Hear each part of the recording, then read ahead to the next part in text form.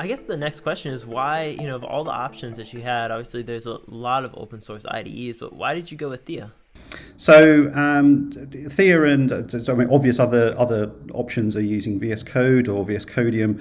Both VS Code and VS Codium are sort of editors that the user can then extend, and they compose their experiences themselves based on the plugins they put into the product.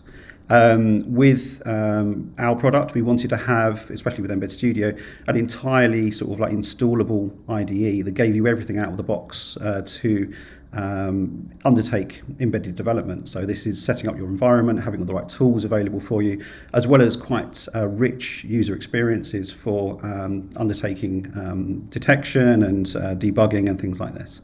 With VS Code-based products, you have less control over the user experience. The plugins are quite limited to areas they can modify within the whole UI.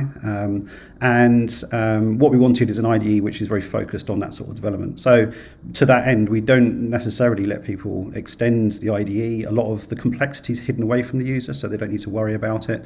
And it means that out of the box, it's a much easier experience.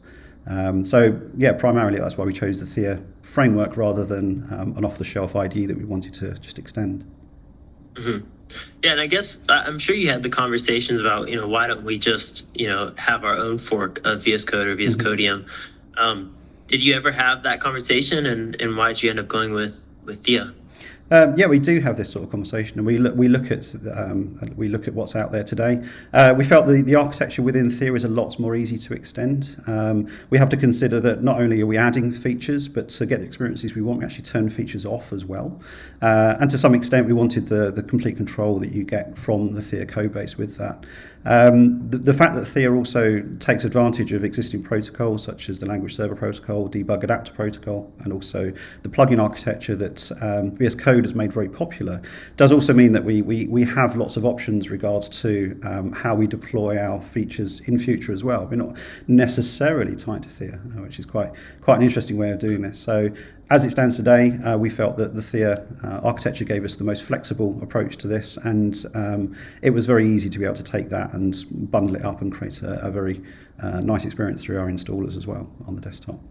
One thing around with that is when we developed Embed Studio, we always had the idea of getting it online as well.